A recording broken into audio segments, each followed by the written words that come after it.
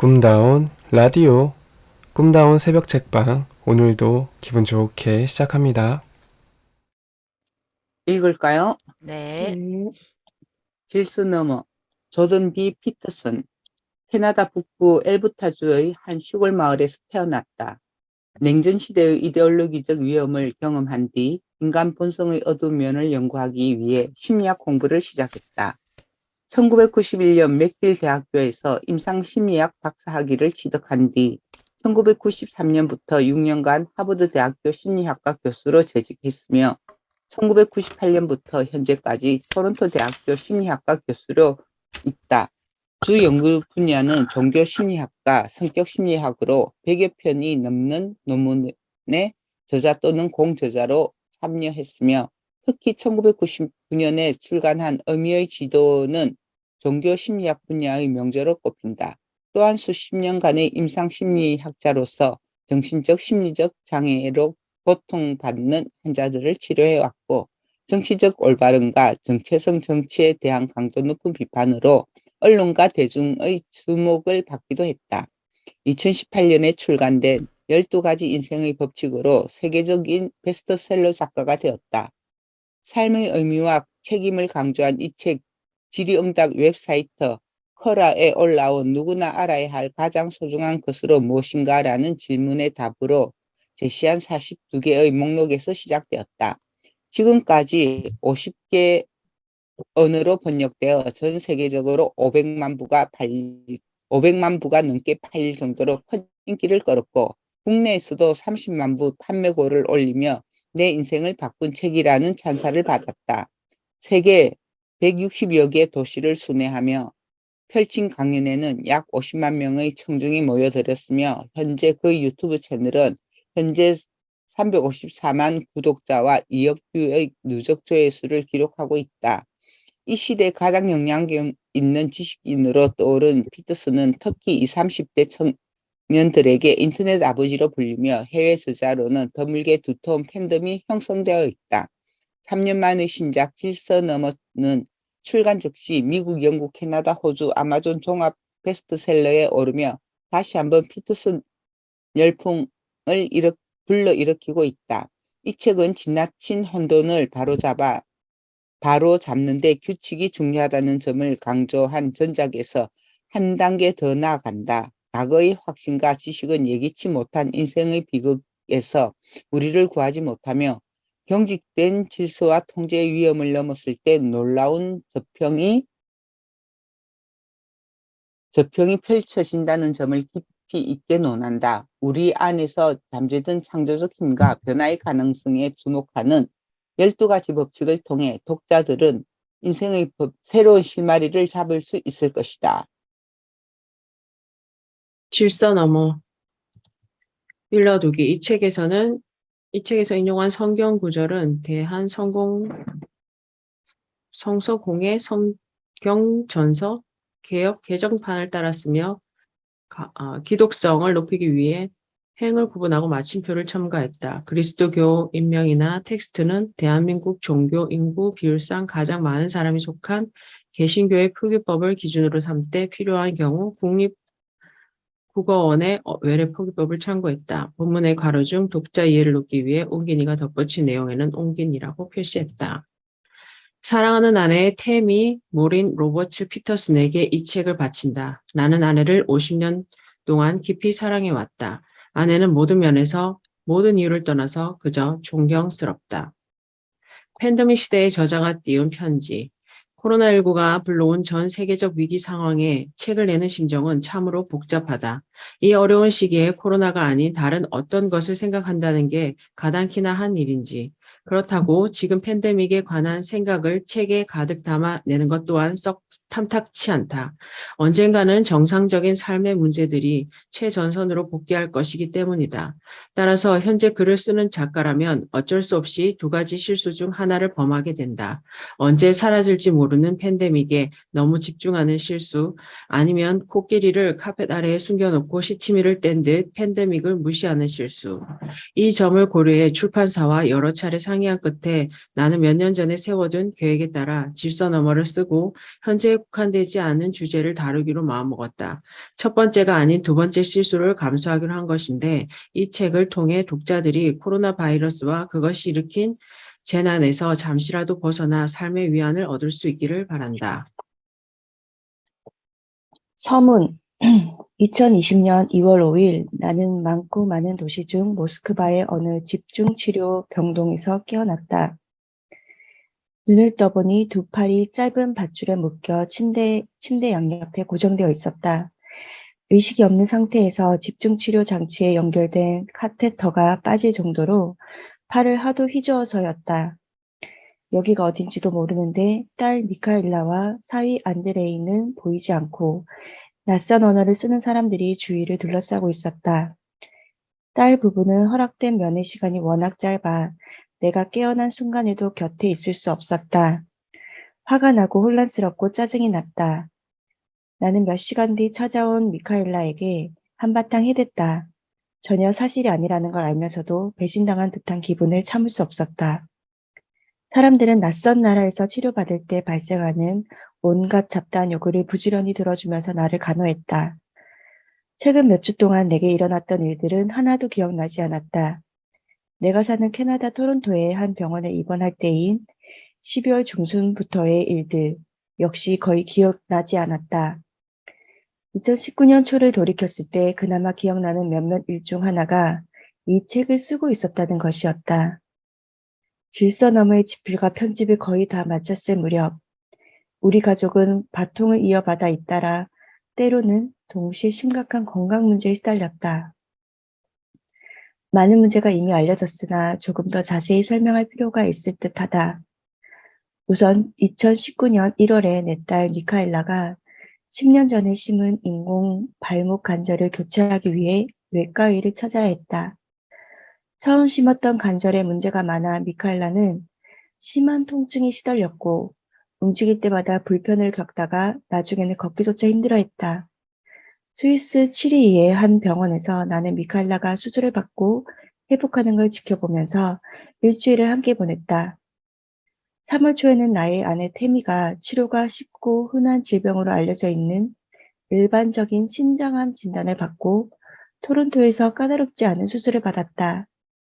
의사들이 문제의 장기를 3분의 1 정도 떼어낸 뒤 한 달 반이 흘렀을 때 우리는 태미의 병이 실은 아주 드물게 발생하는 악성 종양이라는 걸 알게 되었다. 1년 이내 사망 확률이 100%에 가까운 암이었다. 2주 후 태미의 담당 의사들은 남아있는 신장과 복부 림프계의 상당 부분을 제거했다. 그 수술로 암의 진행이 멈추는 듯 했으나 이번에는 손상된 림프계에서 체액이 하루에 4리터까지 흘러나와 다시 위험한 상태가 되고 말았다. 우리는 필라델피아로 건너가 다른 의료진을 만났다. CAT, MRI 촬영 등 염색제를 주사한 뒤 96시간 만에 아내의 체액 손실은 완전히 멈췄다. 이 기적 같은 일이 일어난 날은 우리의 30번째 결혼 기념일이었다. 태미는 빠르게 회복해서 예전과 같은 모습으로 돌아왔고 아내 특유의 강인함과 인내도 되돌아왔다. 이 행운이 없었다면 우리 둘 다 살아있지 않았을 것이다. 이런 사건들이 발생하는 중에 내 정신이 문제를 일으켰다. 2017년 초부터 나는 항불안제를 복용하고 있었다. 2016년 크리스마스 휴가 중에 어떤 음식을 먹고 자가 면역 반응을 일으킨 게 그 발단이었다. 미카엘라의 병도 면역계와 관련이 있었으며 내 아내 역시 비슷한 관절염 증상이 있었기 때문에 나 또한 면역 반응의 문제라고 생각했다. 이후로 나는 계속해서 극심한 불안에 시달렸고 옷이나 담요로 겹겹이 몸을 감싸도 몹시 추웠다. 게다가 혈압이 심하게 떨어진 탓에 자리에서 일어서면 순간 눈앞이 흐려지면서 열에 5번 이상은 소파에 도로 주저앉았다. 뿐만 아니라 거의 완벽한 불면증이 찾아왔다. 우리 가정의는 수면제와 함께 벤조디아제핀을 처방해 주었다. 수면제는 몇 번 복용하지 않고 끊을 수 있었다. 하지만 불면증을 포함하여 나를 괴롭히던 끔찍한 증상들이 벤조디아제핀을 복용하며 즉시 사라졌기 때문에 벤조디아제핀은 3년 가까이 계속 복용했다. 그 기간은 대학 교수이자 임상심리학자로서 누렸던 조용한 삶이 소란스러운 유명인의 삶으로 바뀐 시기였다. 당시에 나는 스트레스를 너무 심하게 받고 있었고 또한 이 약이 알려진 대로 비교적 안전하다고 믿었다.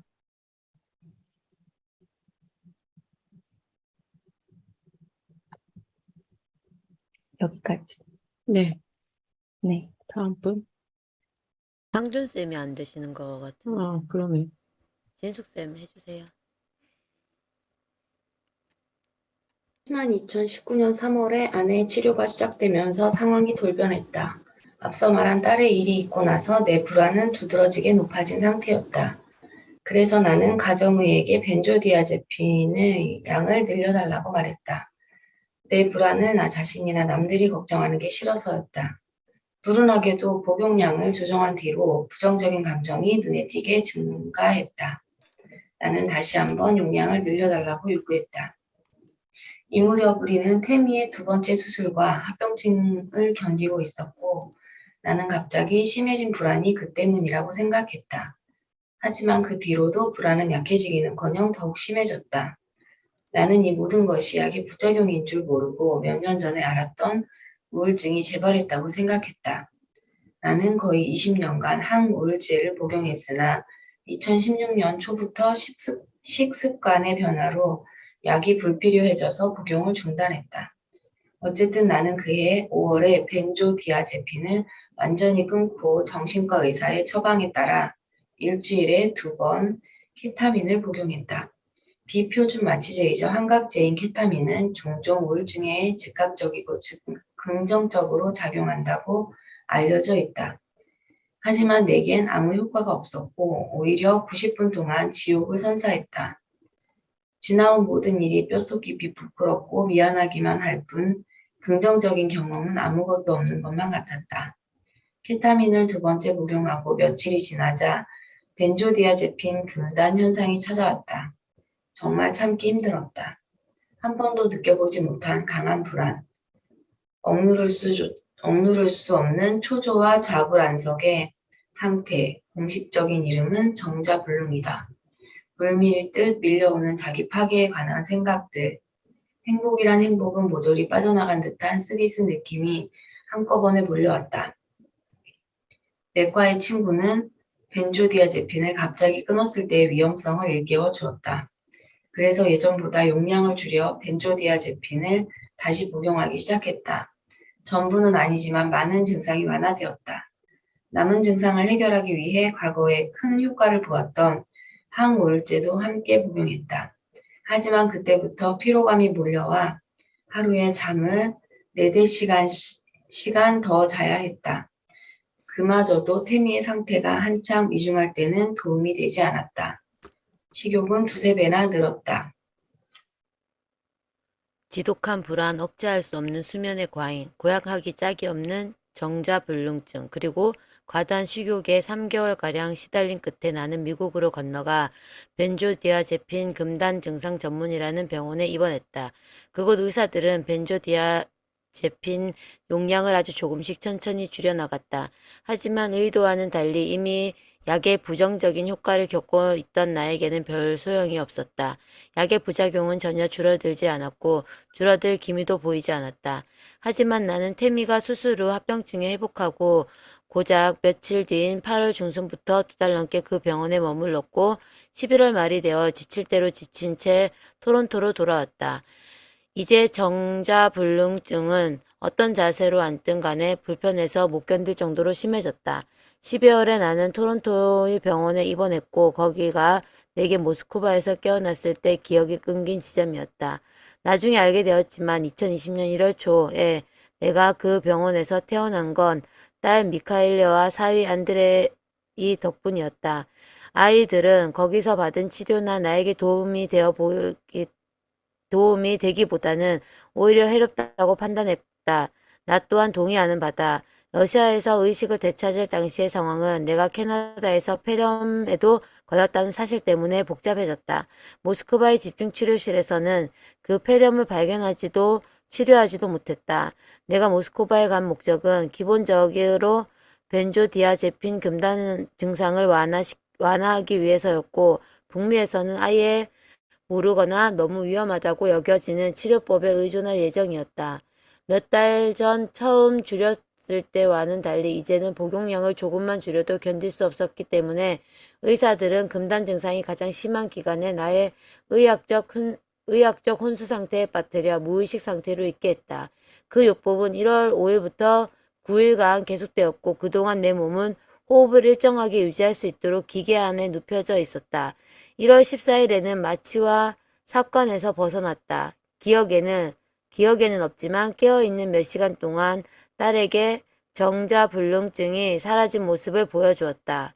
1월 23일에 나는 신경재활을 전문으로 하는 집중치료실로 옮겨졌다. 그리고 26일에 잠시 깨어난 기억이 있고 앞서 말했듯이 2월 5일에는 더 완전히 깨어났다. 그 10일 동안 생생하고도 강렬한 선망, 의식이 흐려진 상태에서 착각과 망상을 일으키는 의식장애를 경험했다. 이렇게 모든 요법을 마친 뒤 나는 모스크바 외곽의 한결 안락한 재활센터로 옮겨졌다.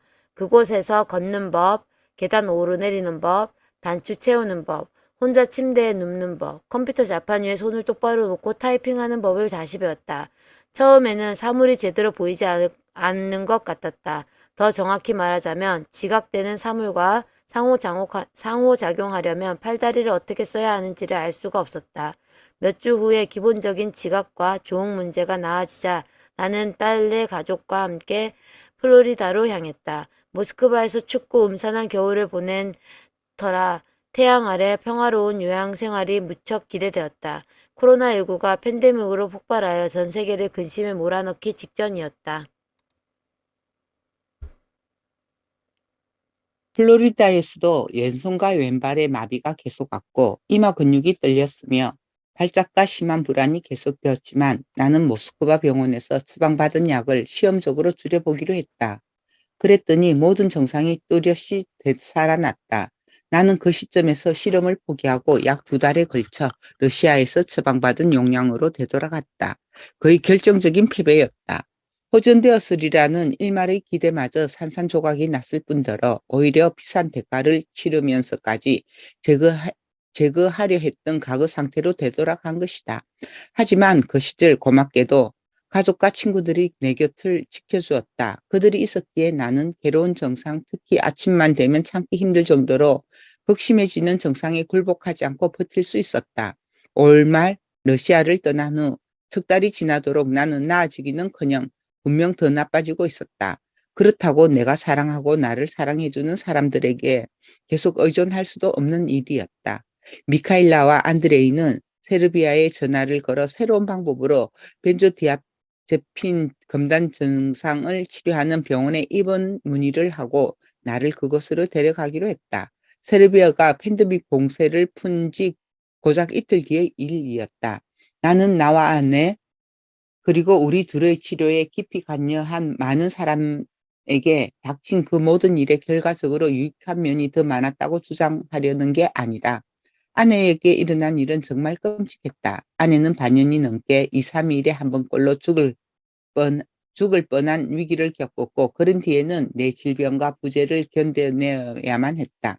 나는 또 어떠했는가? 50년 동안 친구였고 30년 동안 아내였던 사람을 잃을지도 모른다는 생각에 괴로웠고 우리 아이들은 물론 처가 식구들이 끔찍이 슬퍼하는 모습을 봤으며 나도 모르게 걸려버린 약물 의존증의 두렵고 끔찍한 결과를 온몸으로 느끼고 있었다.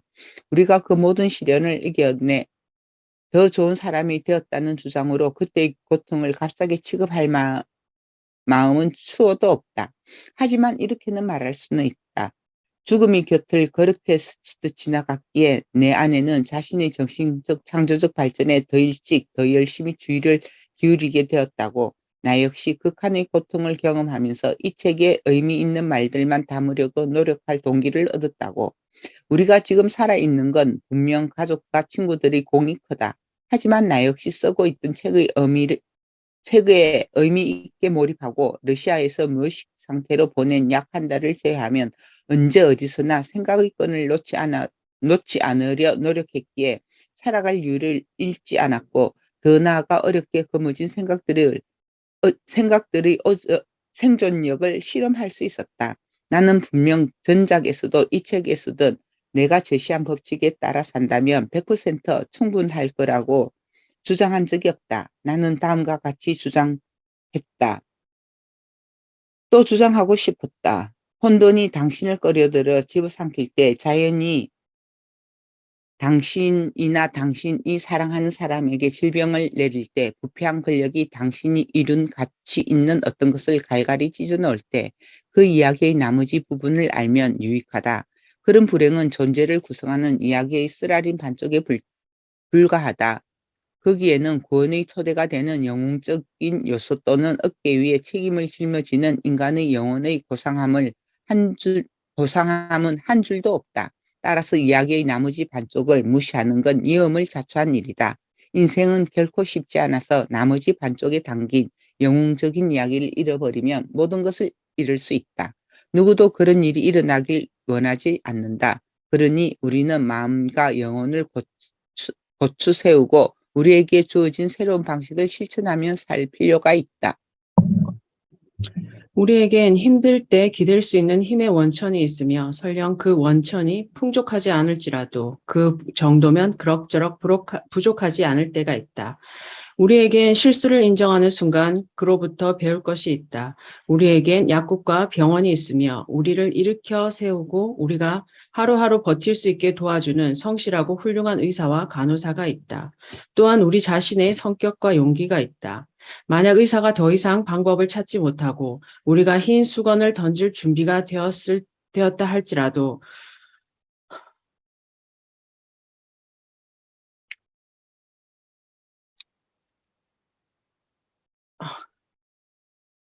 우리가 돌보거나 우리를 돌봐주는 사람의 성격과 용기 기다릴 수 있다.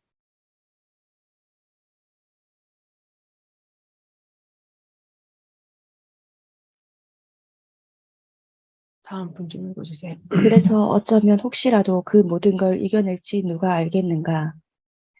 나는 지금까지 무엇이나를 구했는지를 여러분에게 말할 수 있다. 나와 가족 간의 사랑, 내 친구들이 건네준 용기, 나에게 의미 있는 일이 있었기에 나는 지옥 같은 심연에서도 쓰러지지 않고 한 걸음씩 내디딜 수 있었다. 나는 억지로라도 컴퓨터 앞에 앉아야 했다. 그리고 두려움과 공포에 사로잡힌 그 길고 긴 몇 달 동안 정신을 집중하고 호흡을 가다듬고 말로나 생각으로 다 개나 줘버려라고 외치지 않아야 했다. 실은 거의 그럴 뻔했다. 여러 병원을 전전하며 이제 곧 죽을 거라고 믿은 시간이 좋기 투병 기간의 절반은 넘을 테니까 이제는 이렇게 믿는다. 만일 내가 억울함이나 분함에 사로잡혔다면 나는 영원히 소멸했을 테지만 천만다행히로 그런 운명은 피했다고. 혹시 우리가 더 훌륭하고 용기 있는 사람이 된다면 비록 두려운 상황에서 매번 벗어나지는 못하더라도 삶의 불확실성, 자연재해, 문화의 독단, 우리 자신과 타인들의 악의를 더 잘 해결할 수 있을까?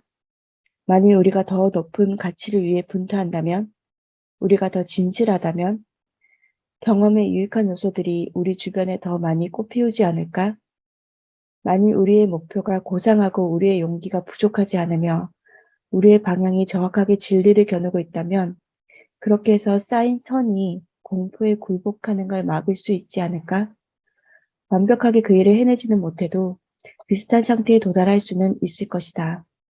그런 태도와 행동이 모인다면 우리는 삶의 충분한 의미를 확보하고 우리가 공포와 두려움에 맞닥뜨렸을 때 적어도 주변 세계를 지옥과 아주 흡사하게 만드는 일은 멈출 수 있으리라.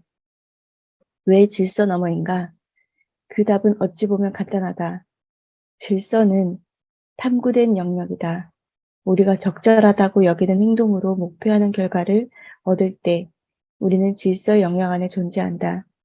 우리가 그런 결과를 긍정적으로 여긴다는 것은 목표를 이룸으로써 욕망하는 것에 더 가까이 다가갔으며 세계에 관한 우리의 이론이 여전히 흡족할 정도로 정확하다는 뜻이다. 하지만 질서 정연한 모든 상태는 비록 편하고 안전하긴 해도 나름의 결함이 있다. 세계에서 어떻게 행동해야 하는가에 관한 우리의 지식은 영원히 불완전하다. 우리 인간은 광대한 미지의 세계에 관해서는 아무것도 모르면서 고집스러울 우리 망치 맹목적인 데다 세계가 엔트로피의 법칙에 따라 끊임없이 예상 밖으로 변하기 때문이다.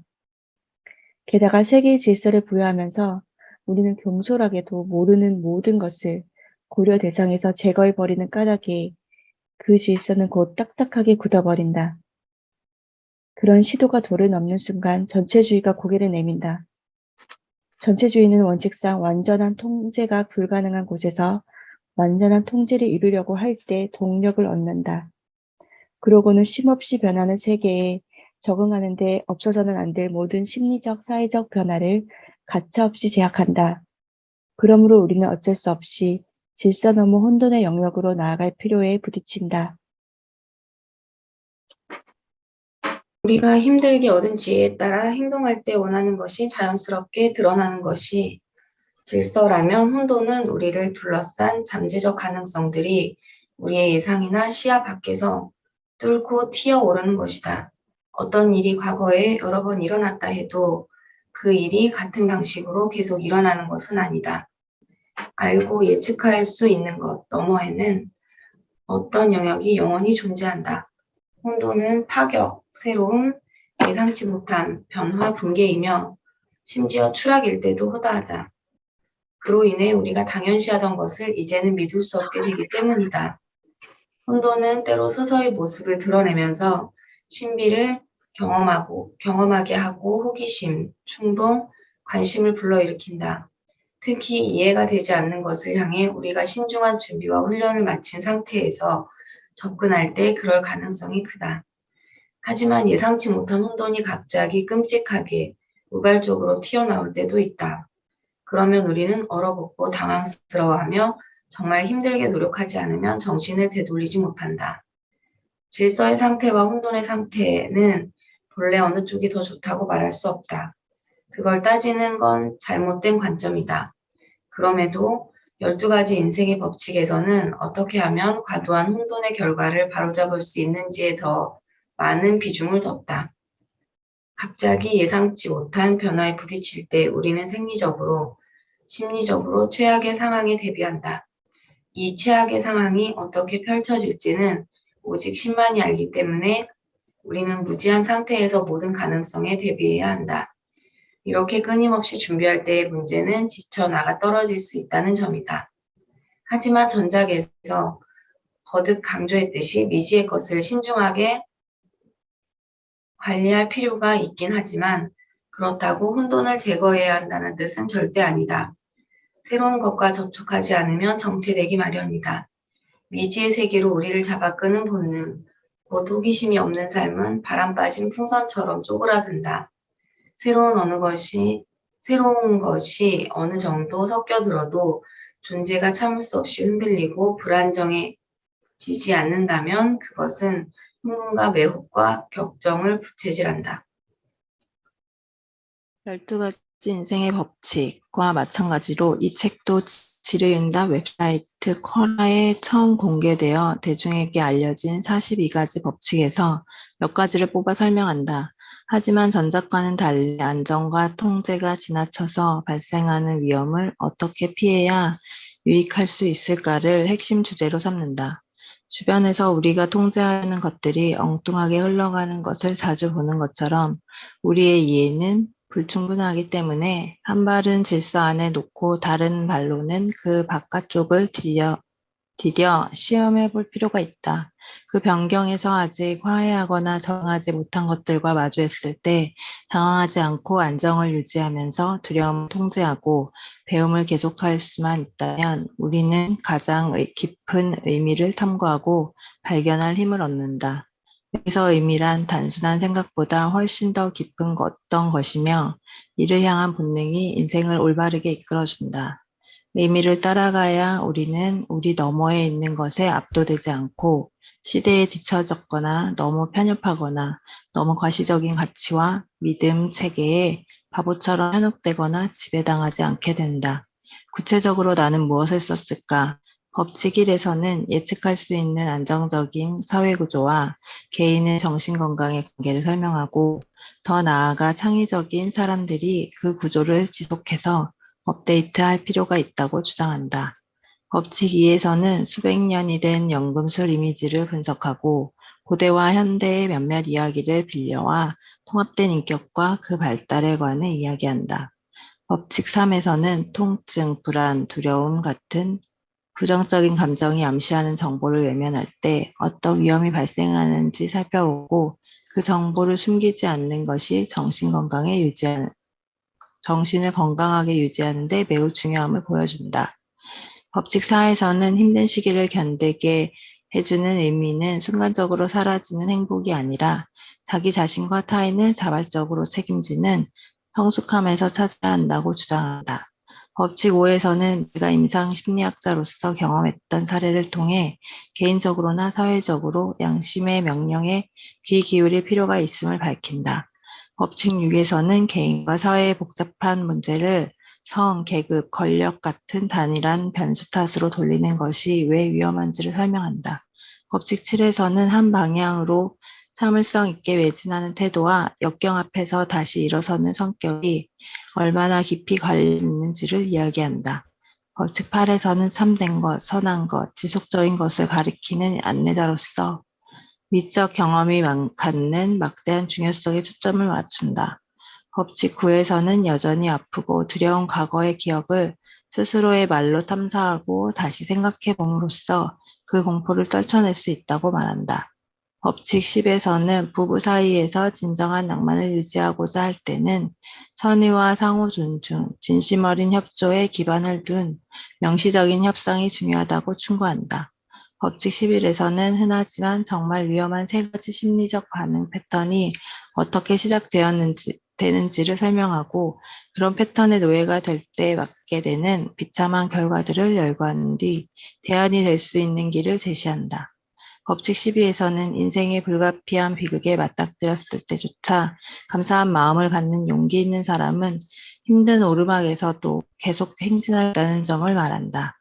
이 책은 독자적인 토대를 갖고 있지만 전작과 합쳤을 때 도교의 음향처럼 한 세트를 이루도록 기획되었다. 이 두 번째 12가지 법칙은 4년 전에 첫 번째 12가지 법칙보다 조금 더 현명하게 제시되었기를 바란다. 내가 생각을 체계화하는 과정에서 전 세계 독자들이 개인적으로 유튜브로 또는 팟캐스트와 블로그를 통해 훌륭한 피드백을 보내주었다. 그 덕분에 전작에서 미진한 상태로 남겨두었던 몇 가지 주제를 더 명료하게 풀어냈을 뿐 아니라 독창적인 생각도 많이 제시할 수 있었다. 마지막으로 사람들이 첫 번째 12가지 법칙을 발견했을 때처럼 이 책 역시 쓸모 있다고 느끼기를 바란다. 내가 뭐라도 되는 양 떠들고 나눠준 생각과 이야기에서 수많은 사람이 힘을 얻었다고 말해준다면 두고두고 깊은 만족을 느낄 것이다. 법칙 1. 기존 제도나 창의적 변화를 함부로 깎아내리지 마라. 외로움과 혼란. 나는 혼자 사는 어느 내담자를 여러 해 동안 상담했다. 환자의 사생활 보호를 위해 일부 내용을 수정했다. 그는 독신으로 사는 것 외에도 여러 면에서 고립되어 있었다. 가족 간 왕래는 거의 없었다. 두 딸은 외국으로 나갔고 아버지와 누이가 있으나 남과 다를 바 없었으며 다른 친척도 전혀 없었다. 아내와는 여러 해 전에 사별했다. 게다가 새로 만난 연인이 교통사고로 세상을 떠나면서 우리가 15년 넘게 상담하는 동안 그가 유일하게 노력을 쏟았던 관계마저 비극적으로 종결되었다.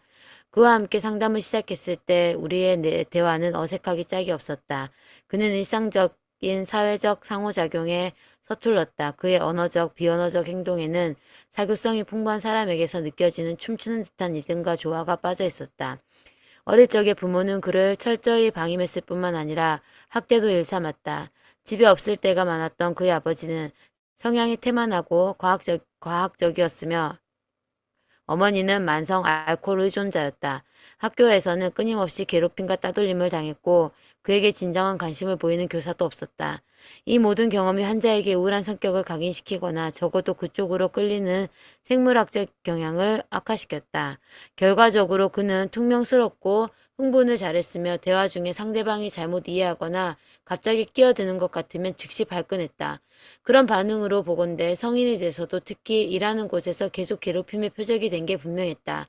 하지만 나는 곧 중요한 사실을 깨달았다.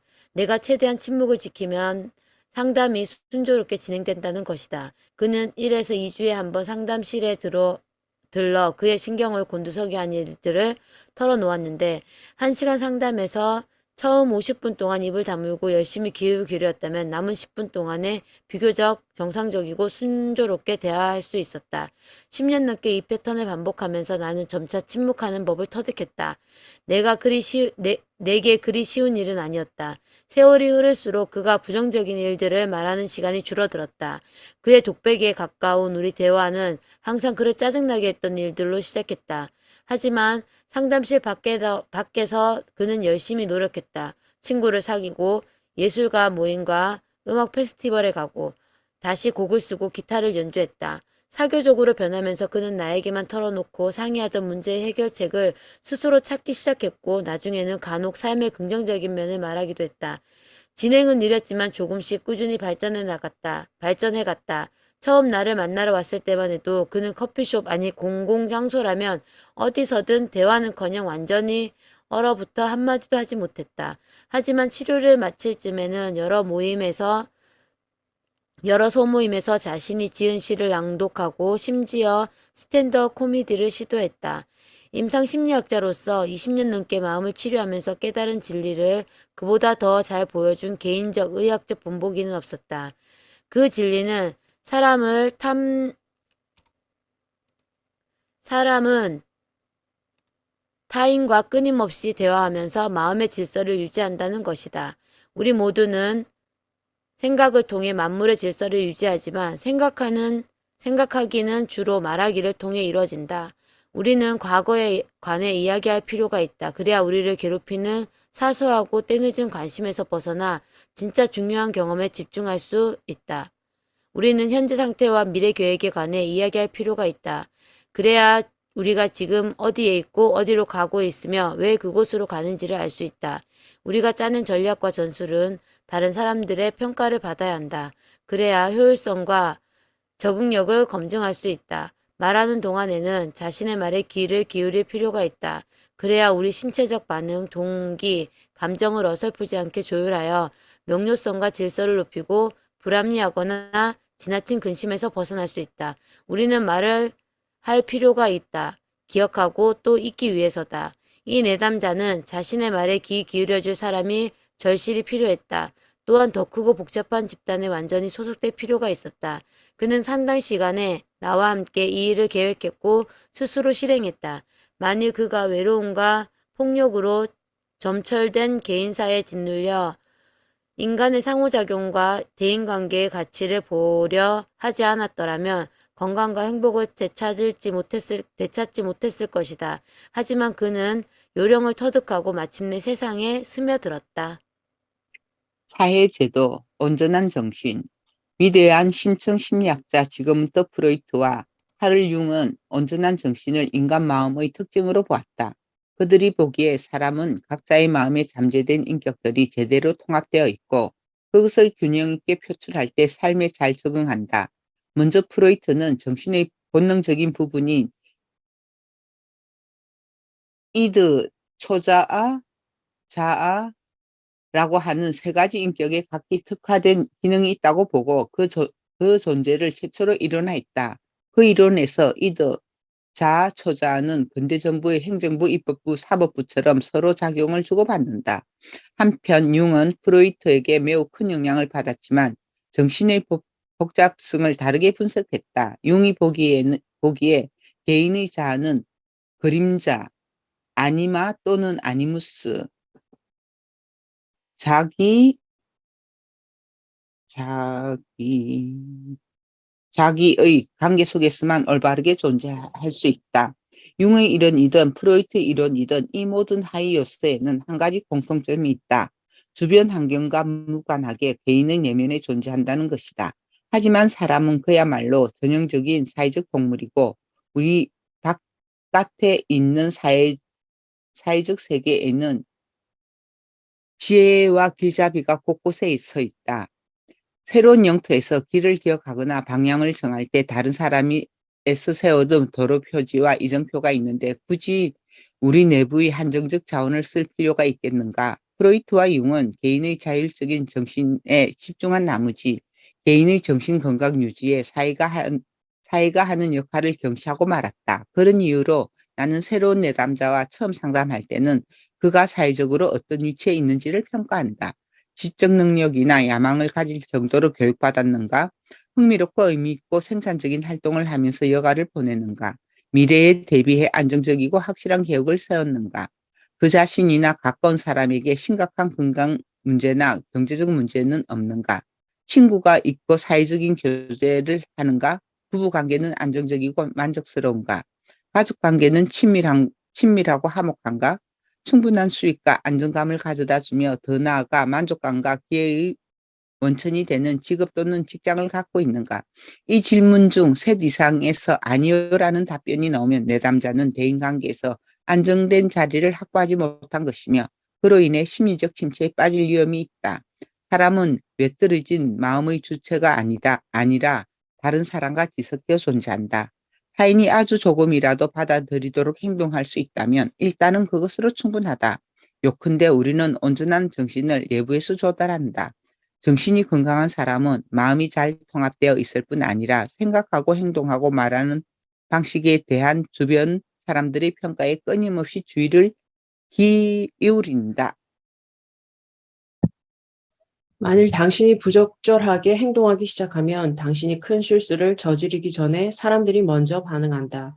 그들은 당신을 타이르고 웃으며 가볍게 치고 지적을 한다. 또 눈살을 찌푸리거나 미소를 짓지 않거나 관심을 보이거나 냉대한다. 다시 말해 당신 곁에 있는 사람들은 당신에게 버릇없는 짓을 하지 말라고 끊임없이 주의를 주며 최선의 모습을 보이라고 계속해서 요구한다. 당신이 해야 할 일은 이 신호들을 보고 적절하게 반응하는 것이다. 그렇게 다른 사람과 함께할 동기와 능력을 모두 갖추지 못하면 당신은 나락으로 떨어지고 만다. 사회적 상호작용 때문에 불안과 좌절을 빈번하게 느끼더라도 친구, 가족, 적으로 이루어진 세계에 어떻게 스며들어야 하는 이유가 여기에 있다. 하지만 대체 우리는 심리적 안정을 지탱해주는 사회적 행동에 관하여 그런 폭넓은 합의를 어떻게 만들어냈을까? 우리가 끊임없이 부딪히는 복합성을 볼 때 그건 불가능하지는 않아도 참 어려운 일처럼 보인다. 우리는 이것과 저것 중 어느 것을 추구해야 할까? 이 일의 가치를 저 일의 가치와 어떻게 비교할까? 더 능력 있고 창의적이고 적극적이라서 리더가 되어야 할 사람은 누구인가? 이런 질문에 대한 답은 주로 개인의 행동, 협동, 경쟁을 규율하는 강도 높은 언어적, 비언어적 협상에서 나온다. 우리가 가치 있고 주목할 만하다고 여기는 것들은 사회 계약의 일부다. 그 계약을 이행하면 보상이, 불이행하면 처벌이 따른다. 사회 계약은 다음과 같이 사람들을 끊임없이 지적하고 체근한다. 여기 가치 있는 것이 있다. 다른 건 보지 말고 이것을 봐라. 다른 건 추구하지 말고 이것을 추구해라. 크게 볼 때 사회 계약의 지시에 따르는 것이 바로 온전한 정신이며 인생의 초기 단계부터 우리 모두에게 요구된다. 사회적 세계가 그렇게 중개하지 않으면 우리는 마음을 조직할 수 없고 그냥 세계에 압도된다. 가리키기의 의미. 더없이 기쁘게도 2017년 8월에 손녀 엘리자베스 스칼리 피터스 코리코바가 태어났다. 나는 아이가 크는 모습을 눈여겨보면서 아이가 무엇에 몰두하는지를 짐작하고 그에 동조하곤 했다. 1살 반쯤 되었을 때 아이는 깨물어주고 싶을 정도로 사랑스러운 행동을 쏟아내기 시작했다. 손가락으로 찌르며 킬킬거리고 하이파이브를 하고 코를 비비며 인사를 했다. 하지만 내가 보기에 그 나이에서 가장 주목할 만한 행동은 손가락으로 가리키는 행동이었다. 아이는 자신의 집게 손가락을 사용해 흥미를 끄는 모든 물체를 구체적으로 지시했다. 아이는 그렇게 하면서 즐거워했고 특히 그 행동이 주변에 있는 어른들의 관심을 끌 때는 더욱 좋아했다. 아이의 행동과 의도에는 누가 봐도 분명히 어떤 중요성이 담겨 있었다. 이때 중요성은 적어도 부분적으로는 타인의 관심을 끌어내려는 행동 또는 태도의 경향이라고 정의할 수 있다. 아이가 그런 과정을 토대로 성장하는 건 당연한 일이다. 우리는 개인적으로, 사회적으로, 경제적으로 관심을 놓고 경쟁을 벌인다. 그보다 더 가치 있는 공통화폐는 존재하지 않는다. 아이든 성인이든 사회든 관심을 받지 못하면 열매를 맺지 못한 채 시들어 버린다. 당신이 중요하거나 흥미롭다고 여기는 것에 타인의 관심을 끌기 위해서는 우선 당신이 주목하고 있는 것이 중요하며 더 결정적으로는 당신이 의식적인 주체로서 이 집단에 기여하고 있음을 입증해야 한다. 가리키기는 또한 언어의 발달을 예고하는 중요한 표지다. 사물에 붙여진 이름을 부르는 행위는 기본적으로 그 사물이 가리키고 그것을 다른 것과 구별해 특정하고 개인이나 사회가 사용할 수 있게 따로 분리하는 일이다. 손녀는 항상 남들 앞에서만 손가락으로 가리키는 행동을 했다. 따라서 아이는 주변 사람들이 어떻게 반응하는지 즉시 볼 수 있었다. 아무도 관심을 기울이지 않는 것을 가리키는 건 아이에게 의미가 없다. 아이는 먼저 자신이 흥미를 느끼는 것을 집게 손가락으로 가리킨 뒤 주위를 둘러보면서 다른 사람이 관심을 보이는지 확인했다. 아이는 이른 나이에 중요한 교훈을 터득했다. 다른 사람이 흥미있어 하는 것을 소통의 주제로 삼지 않으면 자신의 존재가 가치를 잃을 수 있다는 것이었다. 이런 과정을 통해 아이는 가족과 사회에 내재된 가치의 복잡한 유기 구조를 더 깊이 탐구해 나갔다. 이제 스칼릿은 말을 배우고 있다. 말하기는 가리키기와 탐구하기의 더 정교한 방식이다. 말은 하나하나가 지시수단이자 대상을 단순화 또는 일반화하는 일이다. 어떤 것을 효명한다는 것은 이름 붙일 수 있는 수많은 존재들 사이에서 그것을 비추고 유용성이나 의미를 공유하는 다른 존재들과 묶어 분류하거나 범주화하는 일이다. 예를 들어 우리는 살면서 마주치는 모든 바닥을 콘크리트, 나무, 흙, 유리 등의 재료에 따라 또는 색, 결, 명암에 따라 다르게 부르지 않고 그저 바닥이라고 말한다. 우리가 사용하는 표현은 해상도가 낮다. 우리를 떠받치고 그 위를 걸을 수 있고 건물 안에 있는 평평한 면은 바닥이고 이만이면 충분히 정확하다. 그 단어는 바닥을 벽과 구분해주고 존재하는 모든 바닥의 차이를 제한해서 평평하고 안정적이고 걸어 다닐 수 있는 실내 표면이라는 단일한 개념을 기속시킨다. 우리가 사용하는 말은 개인의 경험을 주관적, 내적으로 구조화하는 도구지만 이 도구는 사회적으로 결정된다. 모든 바닥에 바닥이라는 충분히 정당해주는 중요한 측면이 있다고 우리 모두가 동의하지 않는다면 사람들이 그 말을 알고 사용하는 일은 일어나지 않을 것이다. 따라서 어떤 것에 이름을 붙이고 그 이름을 사용하는 데 동의하는 것은 무한한 현상과 사실들로 이루어진 복잡한 세계를 가치라는 기능적인 체계로 축소하는 과정이다. 사회제도와의 부단한 상호작용이 그런 축소, 그런 명시를 가능하게 해준다. 네, 감사합니다. 저희 오늘 여기까지 읽을게요. 네, 수고하셨습니다. 하셨습니다. 사진 찍고 갈게요. 수고하셨습니다. 책 들고 계시는 분, 미연쌤이 들고 계시는구나. 다른 분들은 다 전자책. 감사합니다. 그러면 저희 사진 찍도록 하겠습니다. 사진 찍을게요. 하나, 둘, 셋. 짠, 찍었습니다. 감사합니다.